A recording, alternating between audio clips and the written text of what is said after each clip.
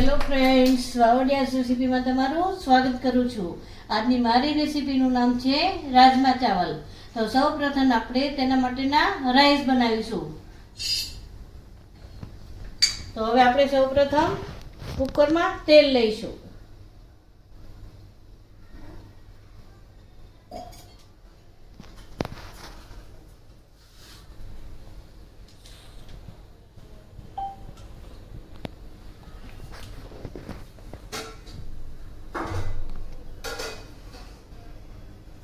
તેલ થાય એટલે આપણે તેમાં જીરું નાખીશું.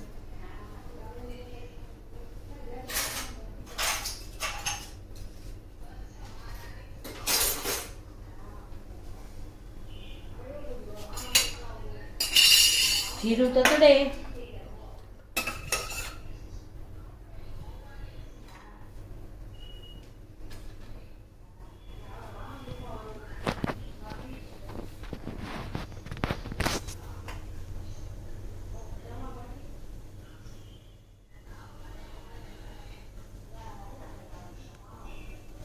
એટલે આપણે તેમાં ધોયા વગરના રાઈસ નાખીશું.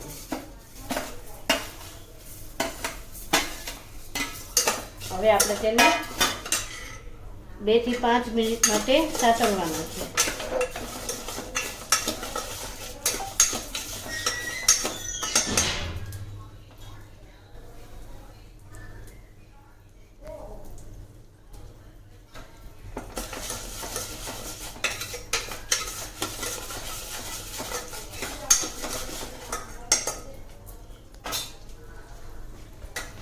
હવે આપણા રાઈસ શેકાઈ ગયા છે, તેમાં આપણે પાણી નાખીશું.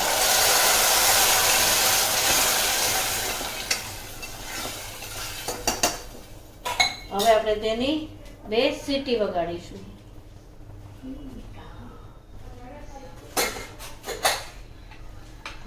હવે આપણે તેની 2 સીટી વગાડીશું. હવે આપણા રાઈસ થાય ત્યાં સુધીમાં આપણે રાજમાને બાફી લઈશું. તેને મેં ઓવરનાઇટ પલાળેલા છે. હવે આપણે તેની પણ 4 થી 5 સીટી વગાડવાની છે. હવે આપણે રાજમા માટેની ગ્રેવી બનાવીશું. એમાં સૌપ્રથમ આપણે તેલ મૂકીશું.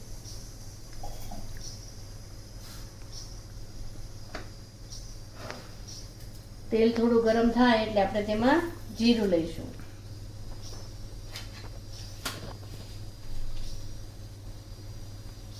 જીરું તતડે એટલે આપણે 8 થી 10 કળી લસણ, 8 થી 10 કાજુ, 2 થી 3 નંગ લીલા મરચાં, 2 નંગ મોટી સમારેલી ડુંગળી અને 3 થી 4 નંગ સમારેલા ટમેટા. હવે આપણે તેને સાતળીશું.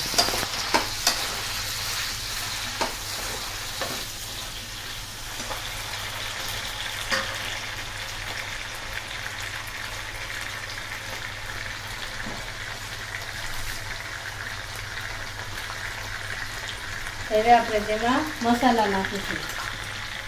1 ચમચી લાલ મરચું લેવાનું છે, અડધી ચમચી હળદર, 1 ચમચી ધાણા જીરું. હવે તેને મિક્સ કરો.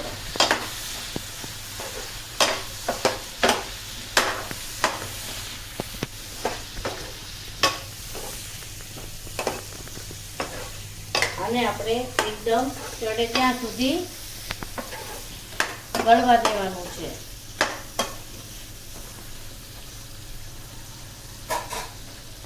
હવે આપણે તેમાં કિચન કિંગ મસાલો લઈશું.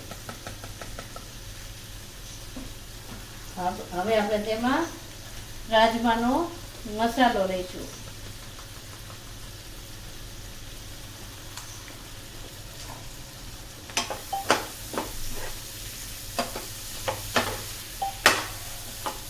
આને આપણે 10 મિનિટ માટે ચડવા દેવાનું છે.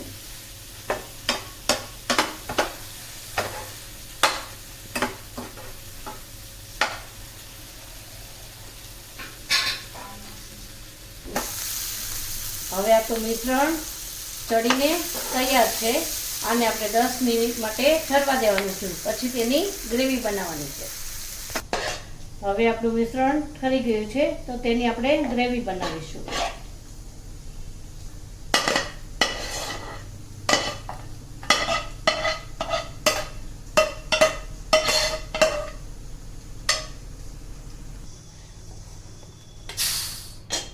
તો હવે આપણા રાજમા બફાઈને તૈયાર છે. હવે આપણે તેને વઘારીશું. હવે આપણી ગ્રેવી પણ તૈયાર થઈ ગઈ છે, તો આપણે તેને વઘાર કરીશું. સૌપ્રથમ પેનમાં તેલ મૂકીશું.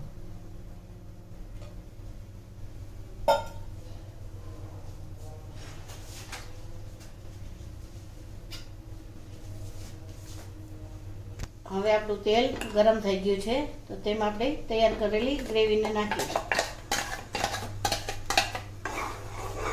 હવે આપણે તેને સાંતળીશું.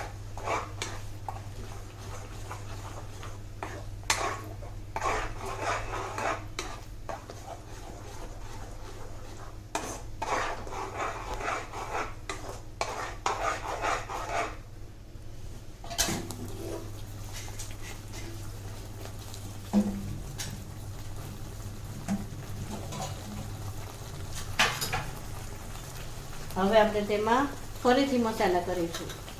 1 ચમચી લાલ મરચું, અડધી ચમચી ધાણા જીરું, અડધી ચમચી હળદર.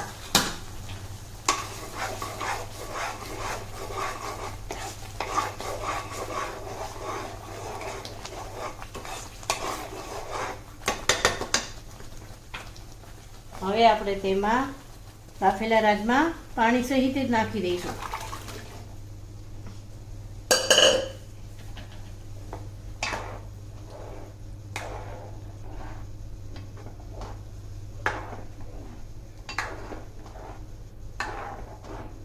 હવે આપણે તેને 10 મિનિટ માટે ઉકળવા દેવાના છે.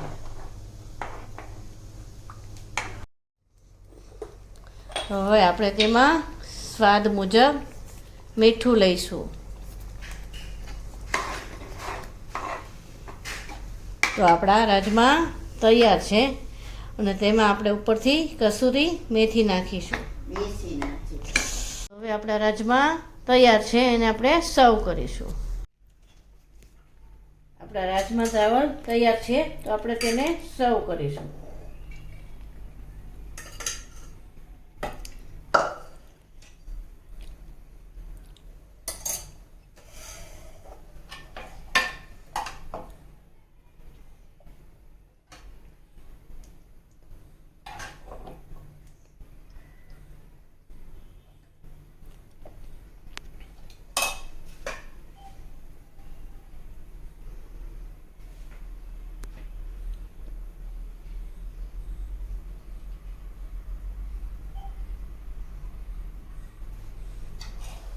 તો તૈયાર છે આપણા રાજમા ચાવલ. મારો વિડીયો ગમે તો તેને શેર, લાઈક ને સબસ્ક્રાઈબ કરજો. Thank you.